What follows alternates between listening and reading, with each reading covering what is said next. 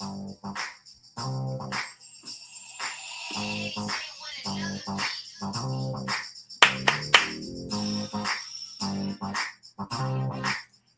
Sunshine.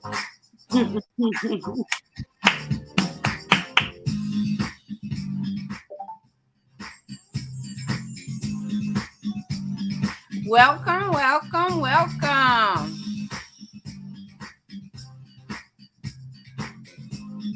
Yo. Yes. Hello, hello.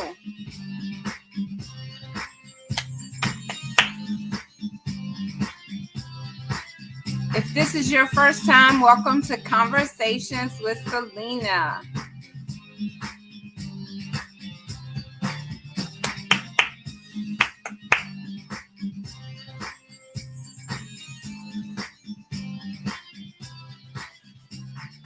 Hey, Sunshine. Welcome to Conversations with Celena. This is yet another special episode. If you were with us earlier today, we went live at 1 o'clock with Miss Sandra Spanks, and she was speaking on true love. So we are going out of this month with a blast. With a blast. That's what I'm trying to say. We had Black History Month last night.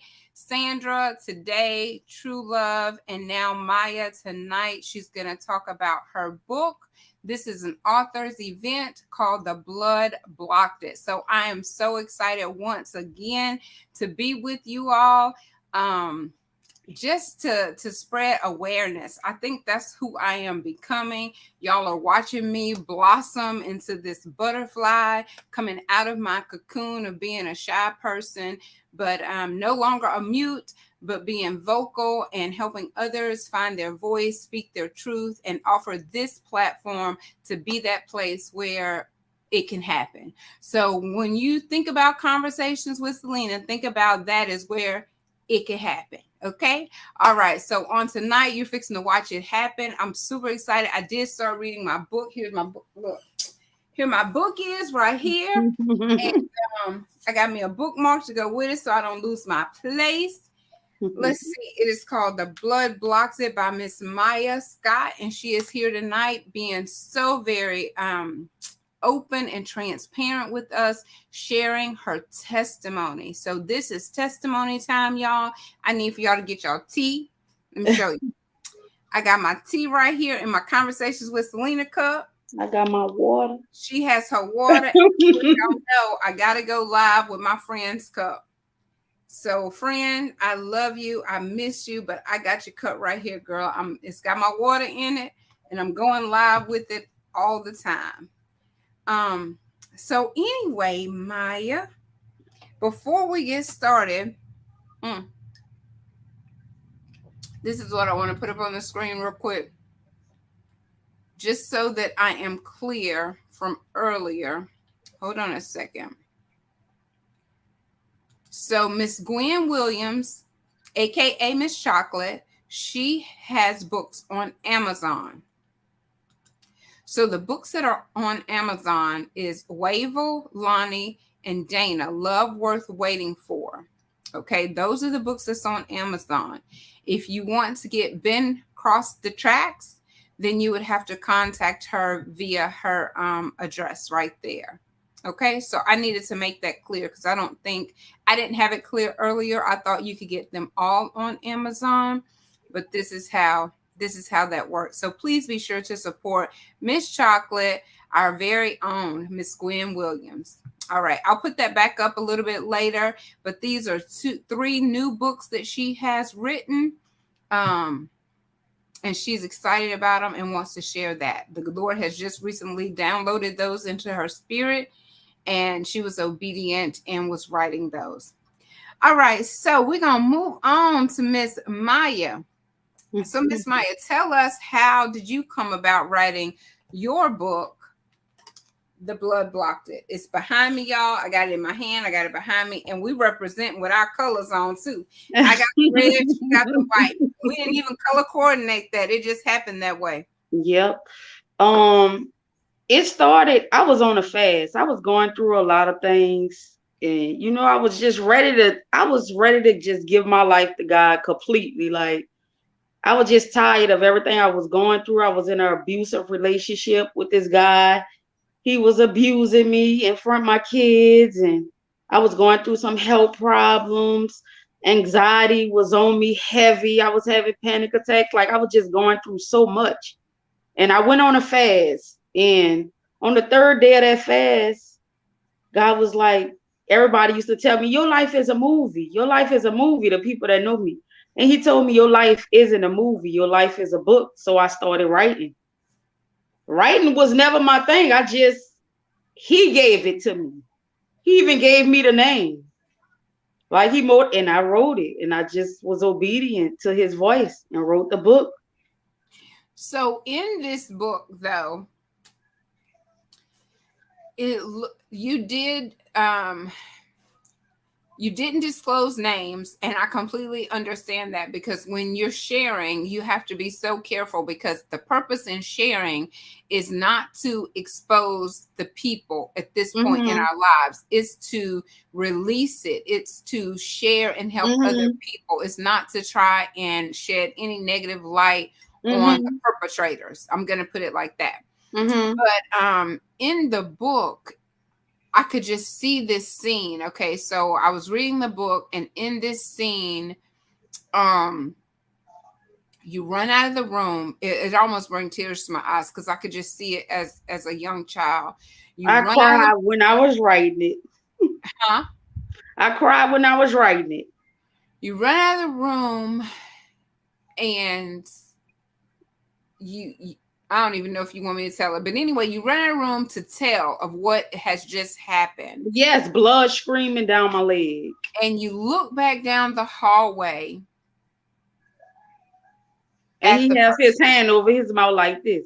And he got his hand over his mouth like this. I saw it, like just how you wrote it. I saw it, like the little scared girl looks back down the hall where she just ran from terror, and he's like this, like, don't you dare tell it. And it silences you. You make up this excuse of something that happened, and nobody questions. Nobody digs deeper to question what's going on. You go to the doctor. No one questions what is going on. And so, that turned me into me into a beast. A beast. It turned me into a bitter beast. It turned me to a beast because I felt like I had to protect me. And that's why I got so heavy in the streets, because I was like, I got to protect me. Nobody not going to do nothing to me. I'm going to take care of me. And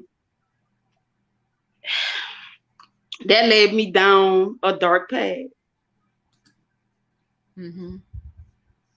It led me to, it caused self-esteem issues. So I started experimenting with drugs heavily. At 15 years old, I started smoking weed and taking pain pills. That was my thing, just to numb, like, because I didn't want to feel. And I would always want to be numb. So I was numbing all the time. So when I finally stopped in my 30s, well, I'm 31, I stopped 29. I've been clean 2 years. When I stopped, it's like all the emotions I had to deal with it all, like it all, everything I was suppressing from all those years of numbing, I had to finally deal with it. And that's where the extreme anxiety came from. When I started fasting, and I was just like, God, you got to help me through this time. Like, you got to help me. If not, I'm not going to make it. And it was hard to actually stop. Like, I was in a hospital room, like my last day taking a pill. And I had, like, it didn't agree with me. And I was just like in a real panic. And I was in the emergency room, and I heard God tell me, last time. I haven't touched the pill since. And afterwards, like, the fentanyl crisis started. Like, they started having fake pills. A lot of my friends OD'd and died. So, and I always was like, thank you, God. If I hadn't stopped, that would have been me. For sure, that would have been me. That would have been me. So I just thank God for just bringing me through that. And adhering to his voice and stopping.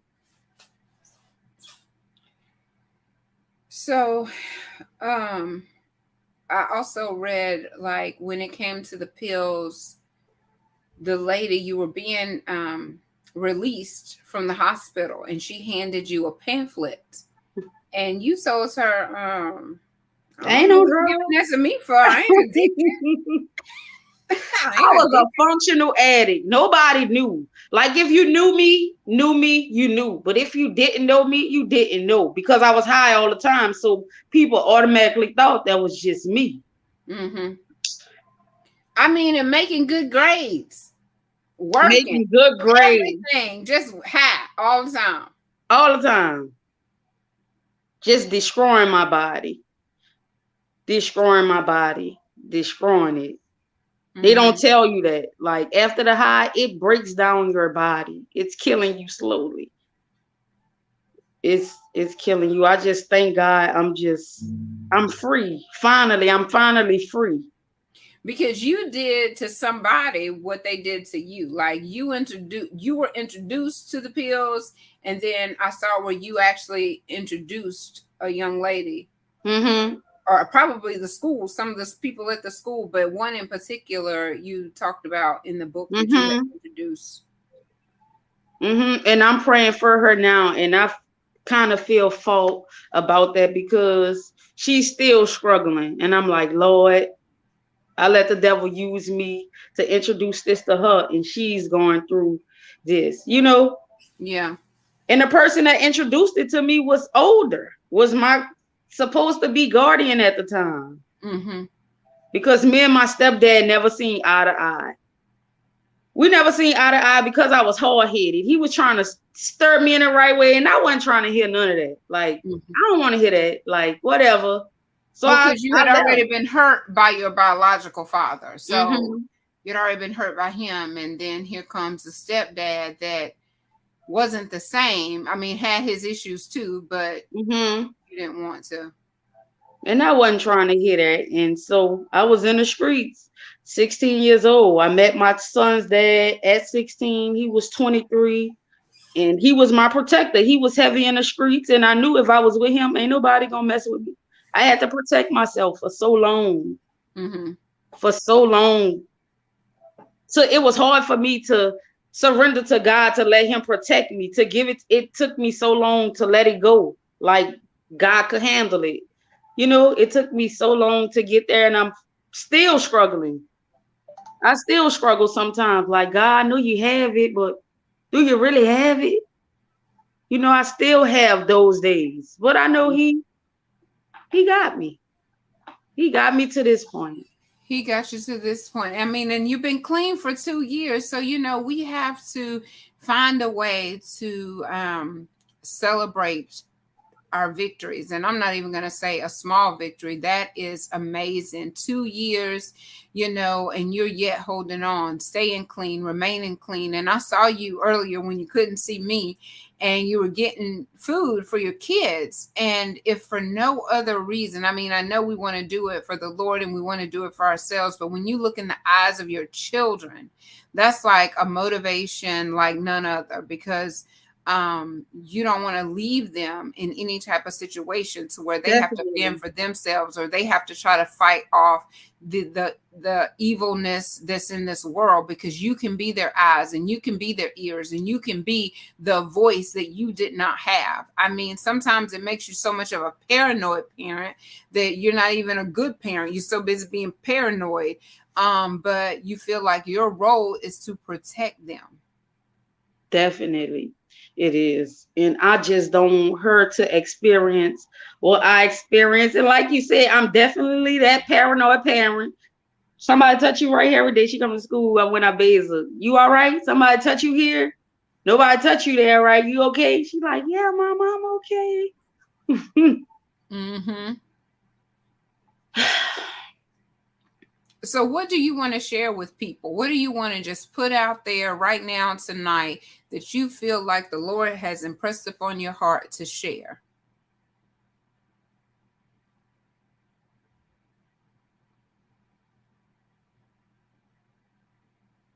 Uh-oh. You can that God can bring you through anything. I was molested. I was on drugs. I got pregnant at 15, had abortions, had my first son, my first child at 17 years old, was in jail for murder that I didn't commit, been turned on by family. Like I've been put in all different type of situations, and I just want everybody to know that God can bring you through it. No, bring you through it. Like I look back now, even though I'm not where I want to be, but I look back from where I used to be, and I just say thank you, God, because I always thought I was gonna be a hood rat, to be honest. Like I was so adapted to hood lifestyle. I never thought I'll be here taking care of myself, no man. I never thought I can do it on my own. Well, with God in me. Mm-hmm. Mm-hmm. And I'm just so thankful that he brought me from the place that I was, because I couldn't see myself here back then. I couldn't see myself here. Mm-hmm. So is the part about, so I read about the molestation and the pregnancies, um and the fact that you couldn't even graduate. Like they wouldn't even let you graduate. That was sad. But No, I couldn't graduate pregnant. So I you had could, to have an abortion to graduate. right. No, that's what I'm saying. Just I Mhm. mean, I want people to get the book. So, I ain't trying to tell every little detail, but that part that you weren't able to graduate because the teacher, you like, I don't know what you're talking about. You turned your Right, nose up trying at to hide everybody. it like that I lady could didn't just know. see you turning your nose up and rolling your eyes and your neck and everything else at these people when they try and tell you something, you denying it all. So you was like, I told her, you don't know what you're talking about, lady, So, but then you had to go home and tell your mom. And of course, mom is always, trying to be there to save the That's day. my backbone. That's Mhm. my backbone. She didn't let me give up.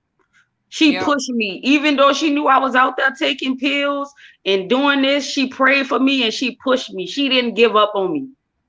She didn't just throw me to the wolves. Everything I went through, my mom was there, and she pushed me and she prayed and she gave me what she had, and that was God. She gave me God, and that's the best thing she could have ever gave me. Because that was Mhm. something I can hold on to when I couldn't call mom at 3 o'clock in the morning. I could call on God, and he came. And he came and he was there for me and he shielded me. The night of, I know I'm probably jumping ahead, but the night of Easter 2015, the day I caught the murder charge, I supposed to be dead. I was running and bullets was literally flying over my head. Like right in front of me was a tree. My head was here. The tree was like right here. I saw the bullet hit the tree. It's not because I was ducking. It's not because I was running so fast that it missed me. It was God shielding me. He shielded me throughout that time. Like, and I'm just so grateful. I'm forever indebted to God. I'm even though I have my trials, I'm never going back. I can't go back. I can't turn my back on God because he never turned his back on me. He never turned his back on me. And I can't. I can't turn my back on him. Mhm. I know I'm a work in progress and I'm going through some things now, even now.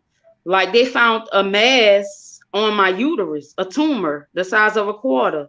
And honestly, I'm scared, but I give it to God. I have my faith in God. I trust God, Mhm. the creator of everything. I trust God and I know he healed. And whether it's benign or malignant, I know he's going to use that for his good. Mhm. I trust God. Like I trust God. And I just trust God. Like I can't even think about nothing. I just trust God to bring me through it. I'm just trusting him to bring me through it. And I was down the day you kept calling me. I was so down. I was like, Lord, I just don't want to be an example no more. Why I always have to be an example? And I you knew started it, but calling me. I knew something was wrong. I just was like, I got to call her. And then I'm like, call me whenever you can. Or I don't even remember what I said at this point, but I just felt it like something was wrong. And I know sometimes people need their space and they need their time. And I definitely try to be respectful of that. But I said, she told me that the Lord was going to let us do it when it was time. And so I'm calling to see, hey, you ready?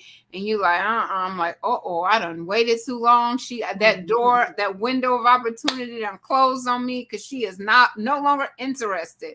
And but like I said, I just felt like something was wrong. I wasn't sure what it was. And so I'm glad you did, because I was like, it's not the time to do that. I'm going through my own stuff. But by me going through this now and on here speaking now and still have my faith while I'm going through this, I feel like it should be I hope it's helping someone else that's going through. Like, it's God can most bring you definitely. through it. God can bring you through anything. Yeah, and you can be confident that this is most definitely helping someone else. And I tell you what's really going to be beneficial is when they watch this episode knowing that you have to go have the test done. They found it, you have to go have the test done, right? Mm-hmm. Then you have to get the results after you get the test done. So we're watching this unfold live and in person. Mm-hmm. And so it's like, Lord, your people are watching. You know what I'm saying? I'm on here saying I'm trusting 100%. So what's going to be this outcome? I mean, I need you to work it on my behalf, and I believe that it's just going to be like, wow, or just a testimony to be told again. This will be the blood blocked at number 2. I'm actually finally done with my second book. It's called Signed. Summer 2022. I'm gonna drop it. And I hope that bless you also, you guys also. But Girl, I'm almost here. It's about to drop.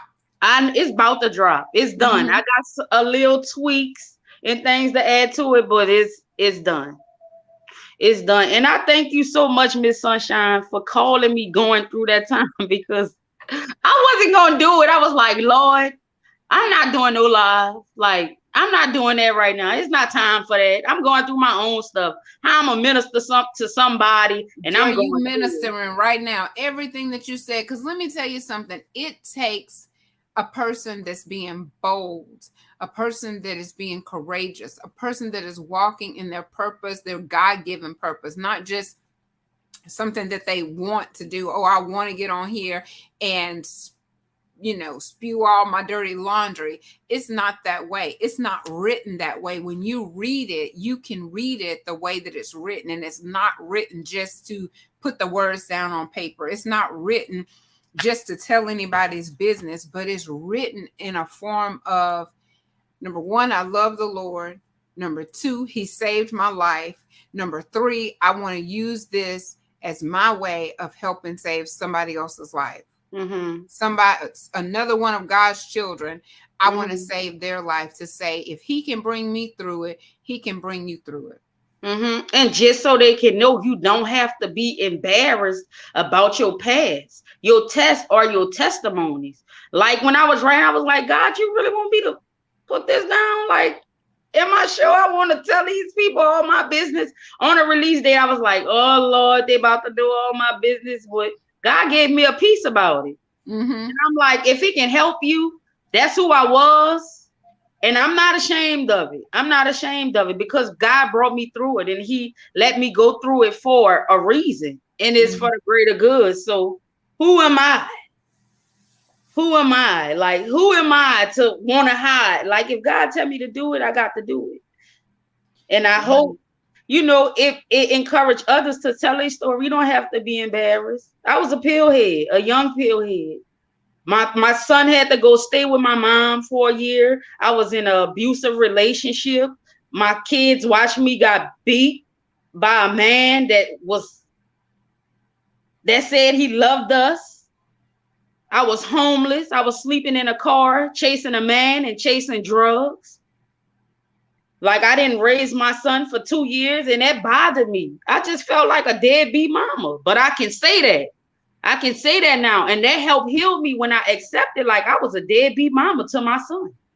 Like, I left my son to go chase a man or go chase drugs. But now I'm here now, and that helped me heal. Acceptance is healing. When you accept who you are and what you did, that's when you can start healing. And I'm just glad I'm here healing. I'm glad you're here healing. This is my first live ever because I really hate talking to people. Not hate. I'm real shy. Like, I can talk to people, but you know, like, this different for me. You know, church people can be real critical. Well, listen, like, so I don't want to say nothing. It's just like it's me and you. That's what it's like. It's just like it's me and you right here. You don't see nobody else. You just see the two of us on the screen, and we having a conversation. And it's a transparent conversation. It's a healing conversation. It is a much needed conversation. So going forward, I don't even want you to use hope in the middle of it. I hope this is helping someone, because I want you to know that it is helping someone. Say, I'm purpose here to help you, not hope I help you, because I can tell you right now, you're helping me. So I don't know if anybody else is on watching the live that you feel like this is beneficial. If it is, say in the chat, you blessing me. Let her know you blessing me. Put it in the chat right now. I'll put it in the chat. Let me go right here. I'm putting it in the chat. She said I'll put it in the chat, but that was the whole purpose of me writing the book. To help. I put a lot of money in it, but I was giving books away because it's not about the money for me. It's about the message. And if it can help one person, I'm fine. There you go. Right. Look on the screen right there. I see you are blessing me. You are blessing me. Because, okay, so for me, during the whole start of Conversations with Celena, okay, here we go, Jennifer. Jennifer say you blessing me too. That's my mama. Hey, mama. Mama. Oh, come on, that's my baby. All right, baby. So April will be the anniversary of what started as Conversations with Celena. Well, it started as Happiness Hour. So it started Happiness Hour on Zoom, rolled over to Motivational Moments on YouTube, that rolls into Conversations with Celena on Facebook, YouTube, and now Twitch and Twitter, right? So, but the anniversary date is going to be the anniversary date, which is going to be in April. And since I'm turning 50 in April, I'm going to do something for the anniversary of Conversations with Celena, which will make it 2 years, right?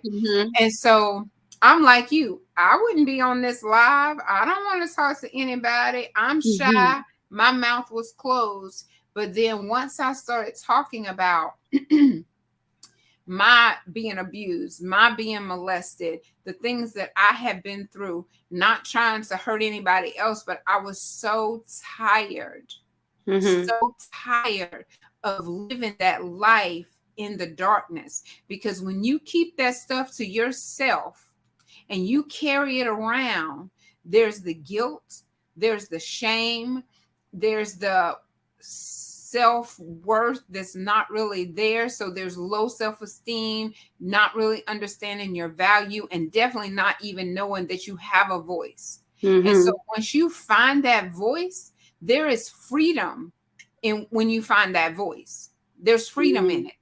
And then you're like, okay, now that I feel like I'm coming out of my cocoon and being the butterfly. Ain't Ruby, I don't know if she out there, but she gave me for my birthday last year this shirt that's full of butterflies, of butterflies. And that's exactly what I feel like, just coming out of the cocoon, becoming that butterfly. So it's playing out on these episodes.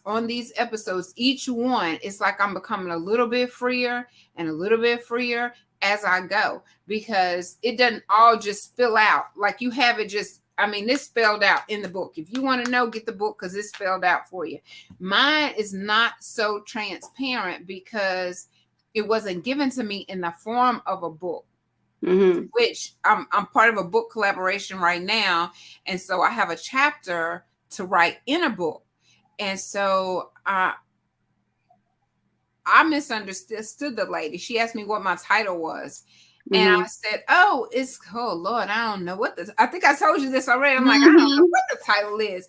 And so I told her, through it all, I smile because that's the only thing I can think of. No matter what's going on, I might shed a whole bunch of tears, but the smile is going to come Mhm. back just like the sunshine. After the rain, the sun shines again. That's how my smile is. It is Mhm. going to come back through it all. I smile. So that was going to be the name of the title of my chapter. And she said, "Oh, no, I meant your title." I was like, "Oh, uh-oh, I completely misunderstood that." But now is the time for me to start trying to put the pen to the paper and writing out some of those things that I can share at this time. Like, I don't know if it's going to flow the same way. We all have um a different walk. We all have a different assignment. And so yours was just to go bloop. Girl, what I did go bloop about, I said, "Oh Lord have mercy." I was sick. I was crying.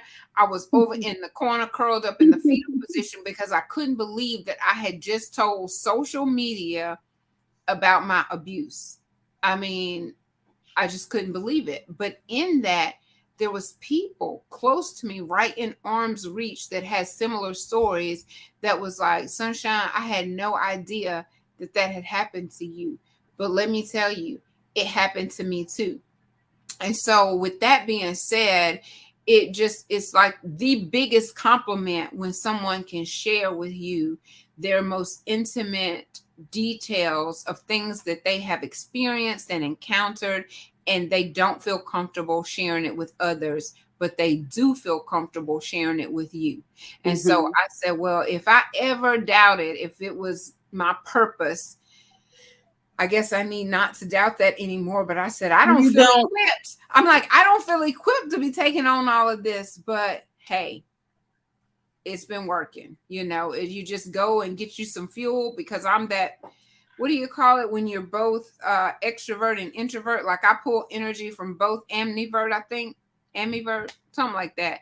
I gotta look it up now because I don't want to mess it up. But yeah, I get energy from both. Like, I get energy from people, but then I also get energy from going and being alone. I got to go be alone. I got to have my time to talk to the Lord, because of course we was having a full-fledged conversation this morning because my heart was hurting this morning, and I just been in conversation with him all day. Like, Lord, I need you to fix this. Mhm. So, He say, "Pray without ceasing." hey, Jennifer. Yes, he does. So let's just get back to your story, girl, because thank you for letting me chime in to let you know that you are a blessing to me. This is helping me. This is going to help me get to the next step of what had happened, because there's still a little bit of reservation, I guess, with me. Like, I'm being transparent, but at the same time with caution, if that makes Mhm. sense. Mhm. I understand.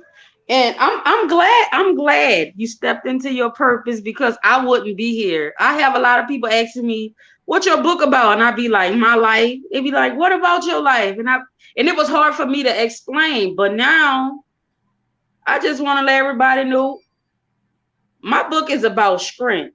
My book is about God's strength. My book Come is on, about girl. perseverance. Come on. My book is about not giving up. Keep going, no matter how I look. Keep going, no matter what situation. I was sitting in a jail cell, about to be facing 100 years for murder, and I prayed, and I went to God. I was like, "God, I can't do this. Like, God, I can't do jail. I can't be up in here. I'm And He brought me through it. He released me. They set my bond for $10,000 on a murder charge. I don't know if you know about jail stuff, but for murder, the bonds are $300,000 and up. The judge in the courtroom, God stood with me in the courtroom. He let the people that tried to convict me set me free. He let their affidavit set me free. So God was, no matter what the enemy bring up against you, he ain't gonna win. And this year, everybody that's listening, we taking it all back. We ain't giving the devil nothing. He gotta give it all back. We want it all back. Everybody just reach your hand up and snatch your stuff back. And say, I want Get all your my stuff back, because we ain't giving him nothing. He been trying me. He been trying my mind, the whispers. He been trying my body. He just been trying me since I was 6 years old, when he had the person molest me. Well, not had the person molest me, or however it went. But we taking it back. We taking it all back. We taking it all back. Everything he tried to use to destroy me and silence me, it actually pushed me to the forefront. Everything he tried to use to make me feel insecure and not good enough, God turned it around. He turned it all around. And just trust God. That's my message. My book is about trusting God, no matter what. No matter how deep in a pit you are, he can reach down and get you.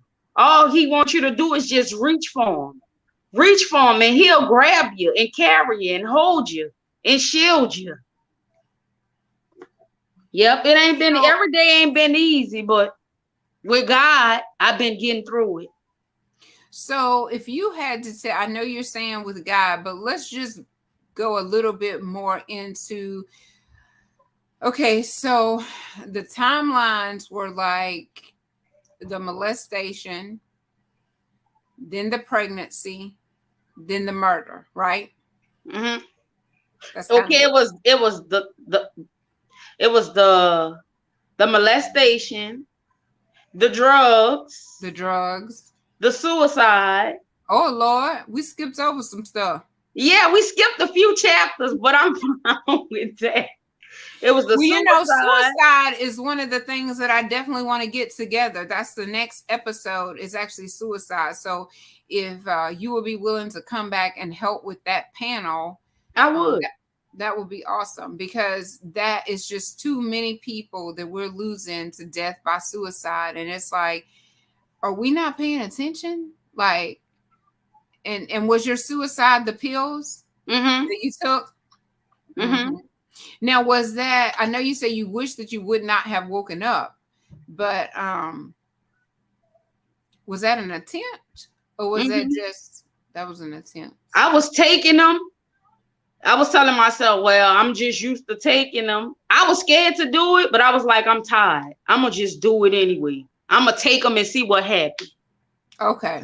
I'm going to take them and see. And when I woke up, I was like, I took about 7 or 8, I don't want to say the number wrong, but I took over the limit of somas, which are muscle relaxers. They was supposed to stop my heart. But God brought me through that. Mm-hmm. He brought me through it. And I was about to make another attempt. Like, I was just going through so much. I was homeless with my 2-year-old son. I was driving across the bridge and I was just crying. And I was like, Lord, I'm tired of this. I'm just tired of this. I was going to run my car off the bridge. And my phone started ringing. And it was one of my friends. And she was like, hey, how you doing? I'm like, I'm all right. You know, just talking regular, trying to hold myself together so she wouldn't know. She was like, what's wrong? Come over here. Come over here. Like, she heard it in my voice. To this day, she don't know. She stopped me from committing suicide.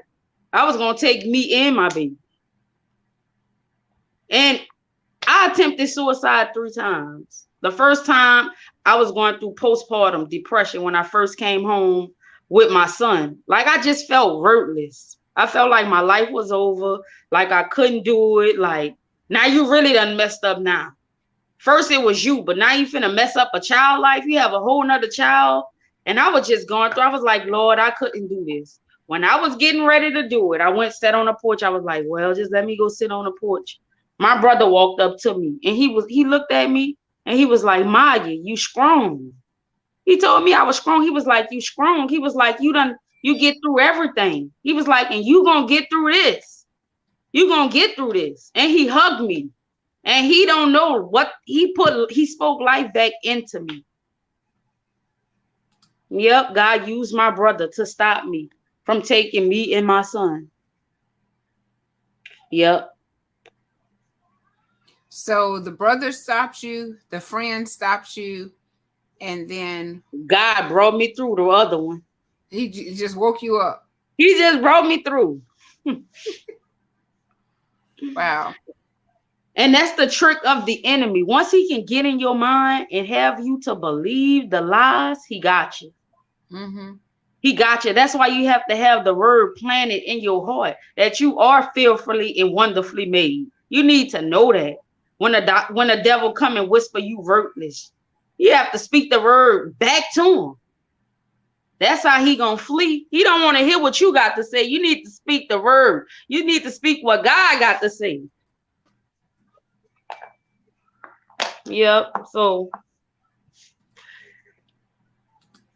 I'm just thankful. I'm just thankful. That's why I dedicate all my books back to God. Because if it wasn't for him, I wouldn't be writing. Mm-hmm. I was trying to I put your stuff up without your last name, and when I looked at it, I was like, oops, I forgot the Scott. I want them to know, how to find you and how to find the book. Because each chapter is just like, oh my gosh, like we were trying to go in the timeline of the drugs, the molestation, the drugs, the suicide, the murder, right? Mm-hmm. That's a lot. And how old are you? 31. Oh Lord.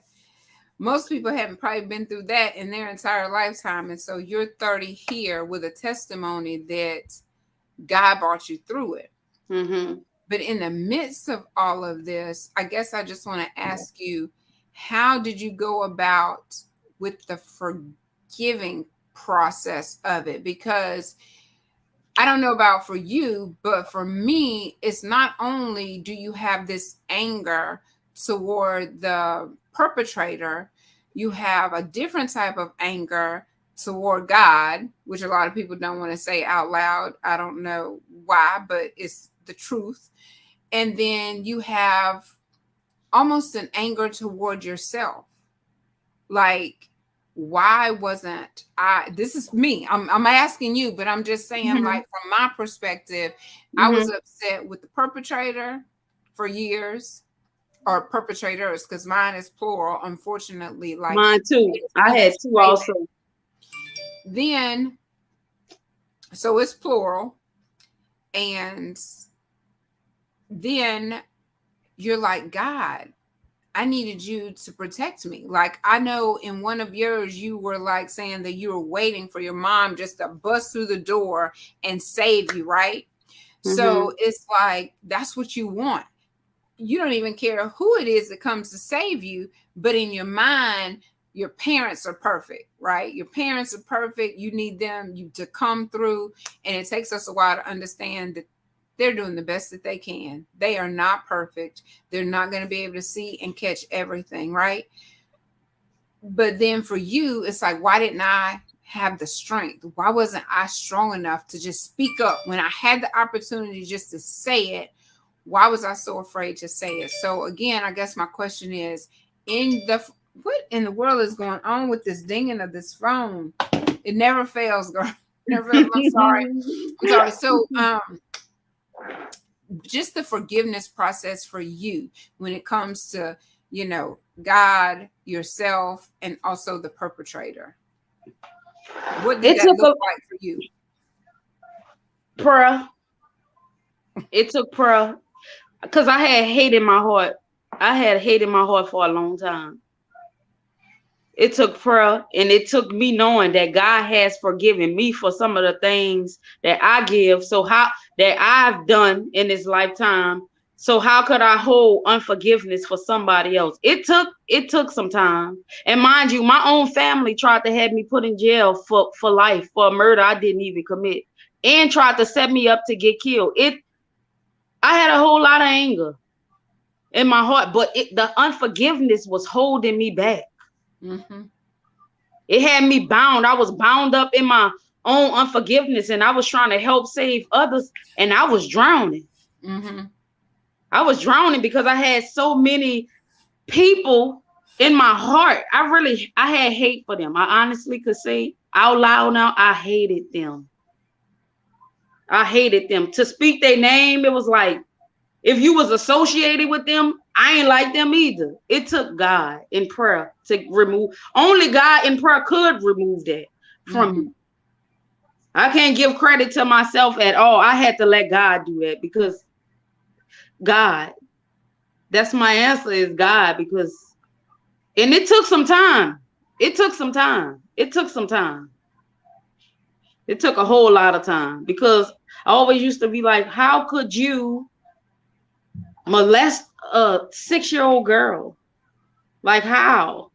But then I started looking at the pain of the person. That's all they knew.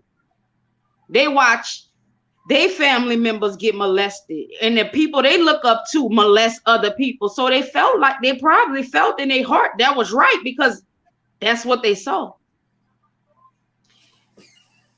And you are right about that because I had someone share something similar to me that they became the molester because that's what they saw and that's what they knew.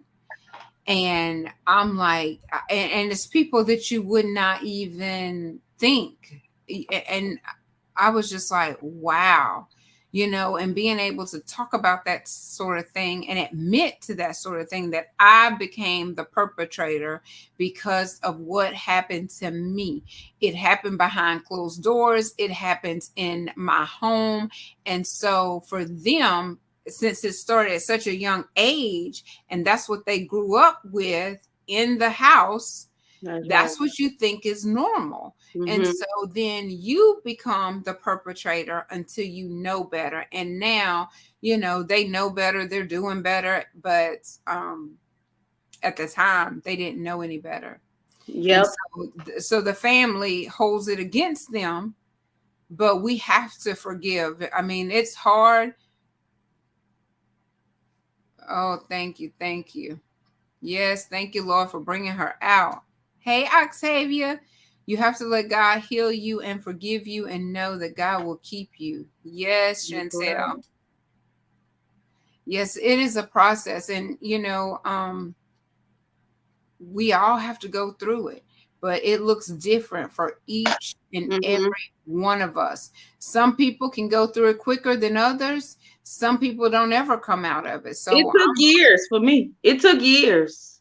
It girl, took I'm years. older than you, so it took even longer for me because I'm just walking in my process, and it's not easy and it's not fun, but it's doable. I mean, Mm-hmm. you can get through it, You and can. it's really freeing once you don't worry about what anybody else thinks about you anymore. I Mm-hmm. mean, once you Because get that's the beyond, thing. that's the Mm-hmm. thing. Like, who are these people that we concern ourselves with? The they. We always talking about they this, Mm-hmm. they. Who are they? Mm-hmm. And Because when it's you getting talk out of that about they, mindset of pushing stuff under, oh, we gonna sweep that under the rug. You know those family old school. We don't talk about that. We gonna take that to the grave. No, it stop here with me.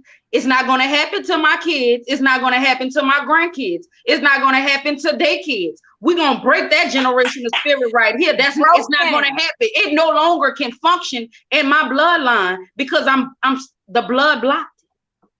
It no longer no. Mm-mm. It stops here with me. It won't happen to my kids or my grandkids or the generations after them. It stops. It stops here. Hmm. It stops here. It stops here. And it just needs to be exposed. It's got to Mm-hmm. be exposed. You got to stop saying what happens in this house stays in this house sort of Mm-hmm. mentality because it is causing so much personal torment. Mm-hmm. People are struggling. People are turning to everything except God. Drugs, food, Mm-hmm. sex, it don't matter what it is. Anything Mm-hmm. and everything just to numb the pain, to not think about it. Yep. It took me 15 years of drug use. Almost 15 years. I'm 30. I started at 15. Just about 15 years of drug use, trying to numb and don't feel, running into no good men, just a false sense of love from men, just wanting love from men because I felt like I was worthless because I couldn't give myself to nobody because my virginity was taken from me from somebody at such a young age. Like it ends here. My daughter or my son or my grandkids or their grandkids won't have to deal with that. So I'm walking in freedom. That freed me. I'm walking in freedom now, so my kids can walk in freedom. So Mm-hmm. my grandkids can walk in freedom. We're gonna walk in freedom now. All that we gonna sweep that under the rug. That's the family secret. No, that's over. That's over, baby. Mm-hmm. Now your mom is watching. So, and you said that's your baby. So, what does your conversation look like with your mom now? It's the same. I always can be open with my mama. Always. I can go to my mama and talk to my mom about anything. And she be like, girl, you crazy. But by me being molested by a family member, I worried about how she will respond to it by us being, close family. But she was fine. She was fine with it. She was like, whatever you need to do to heal, baby, you do what you got to do. That's your That is healing. awesome. Yes. That's your healing. That's your healing. Yep. She Because, my biggest supporter. She my cheerleader. I love it. I love it. That is so awesome to be able to just talk to your mom about in and everything and know that she is your biggest cheerleader. So that's amazing. Because too often parents worry about that. They worry about that whenever you're ready to snatch that cover off of the situation, pull that rug back and reveal all of that trash, open up that closet door and let all them skeletons fall out. Mm-hmm. Sometimes the parents will shut you down. I heard it. I heard it from the stories that came to me. The parents will shut you down and say, don't you dare let that part your lips because of what it's going to do to them. Not even thinking about what it just did to them, your child. Not even concerned about that. It's all about that perception of the they. What are they going to think if she says it? So that's so awesome that your mom is like, baby, whatever you have to do for you to heal, you do it. You do it. And she was right there. She was right there. Thank God. I don't know what I would have done if she would have been like, no, don't do that. I would have still done it. Because it ends here. I mean it. It ends here with me. It won't happen to my child. And it won't happen to their children either. It ends here. Because usually it's not only you that have been molested in your family. That person in your family isn't just doing it to you. They're doing it to someone else.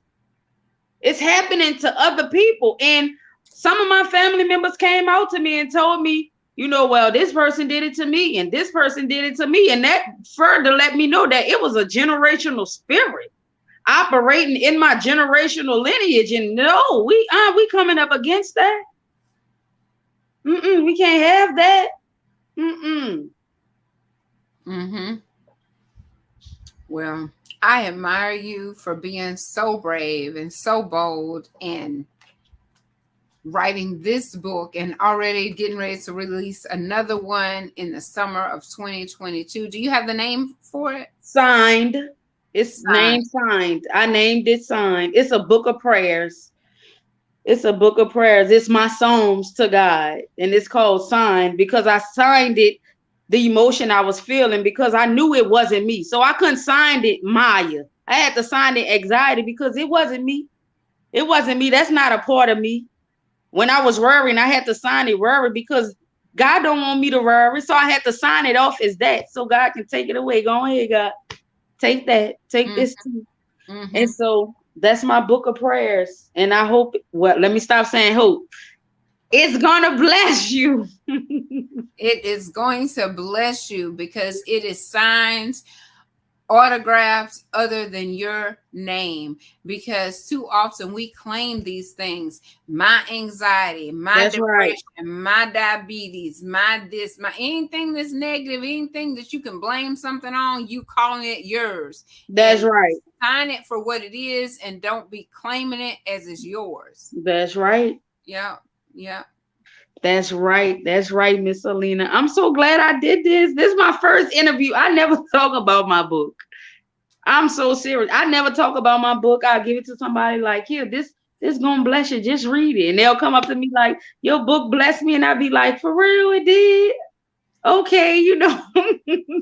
And I really, if I ever get the opportunity, I really am going to gather together my first, because so often people come on and they're like, this is the first time I had an interview, this is the first time I did a live, this is the first time I did comedy on a virtual platform. I mean, it's just like the first, and I'm thinking, oh my gosh, it just makes me feel so special that I'm becoming, and I'm also helping other people become in the process. So my message to you all tonight is, you don't have to be all together to help anybody. You can help people along the way. We're all a work in progress. And That's so right. with Myiah, she is right now coming through something else. Now she has another book to write with this situation that she's going through, that she just revealed to us, that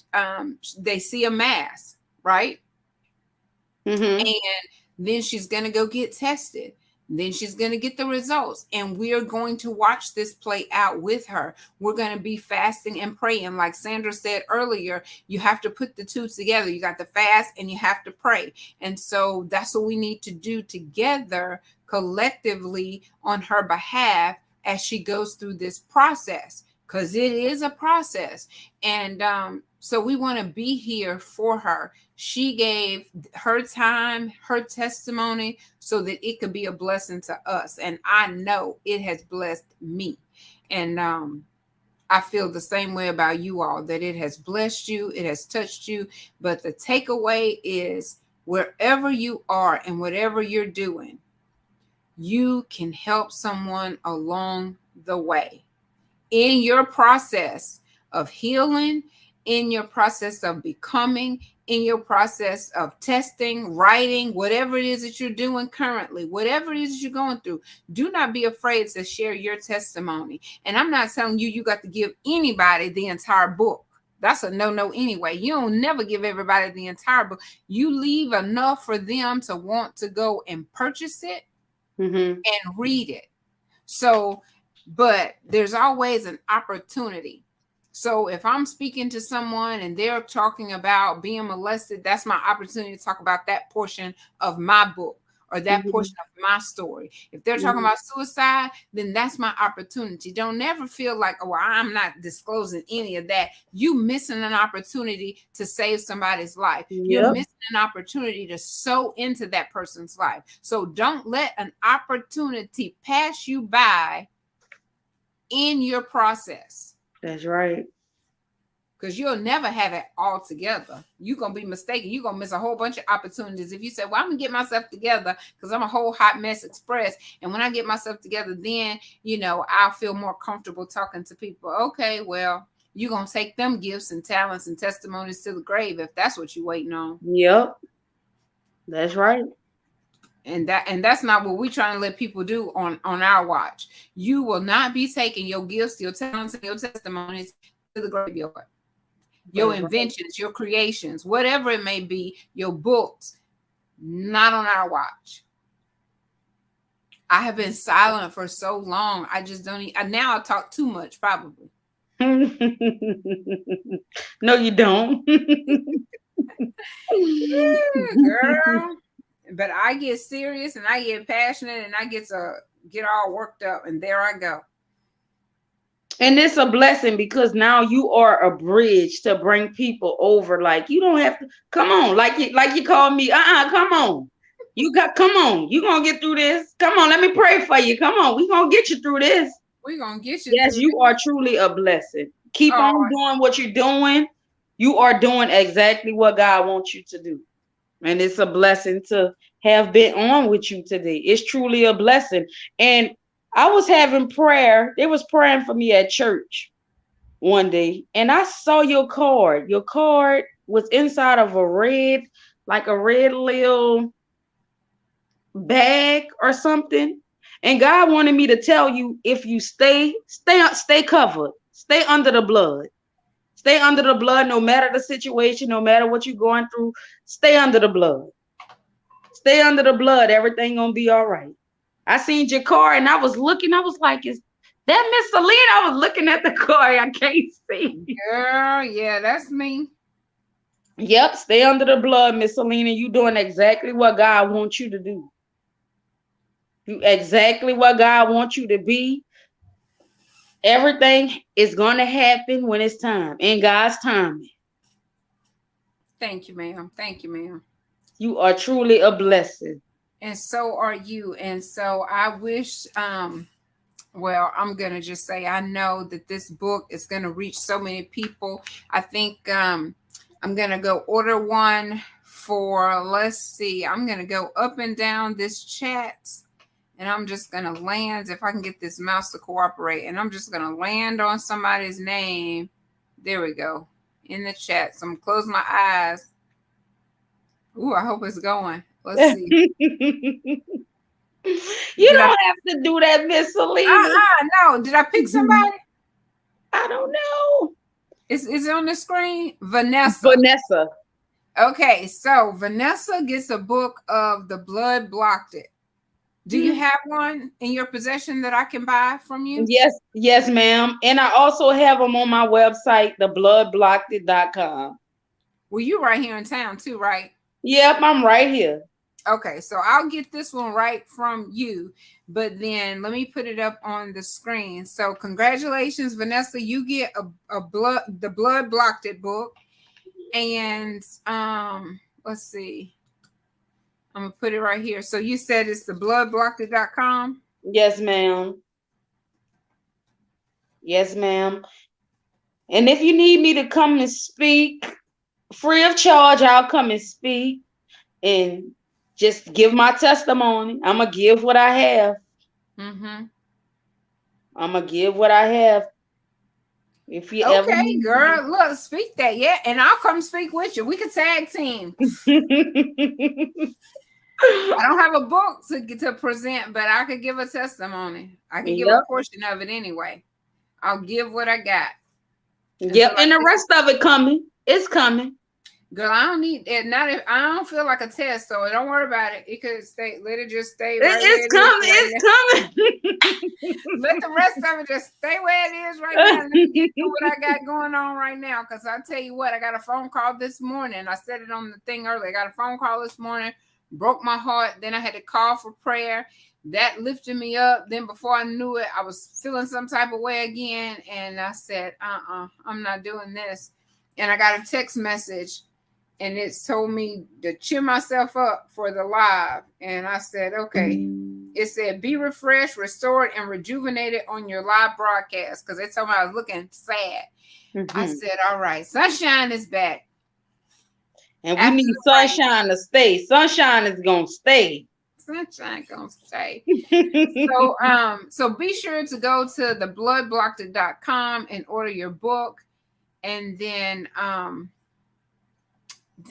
look up Miss Gwen Williams on Amazon, aka our own Miss Chocolate. So you can get her books on Amazon, and you can also order Ben Cross the Tracks with Gwen Williams at 136 Veronica Drive. That's right here in Picayune, Mississippi, 39466. And the other books are also on Amazon. All right, girl, did you have any final words that you wanted to share with us tonight? I just want to tell the people to trust God. No matter what, just trust God. That's it. Because you have an amazing testimony, and you made it through because you did what? Trusted God.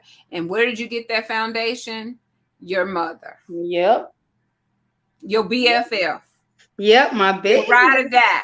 That's my baby. Your baby. I love it. That's my baby.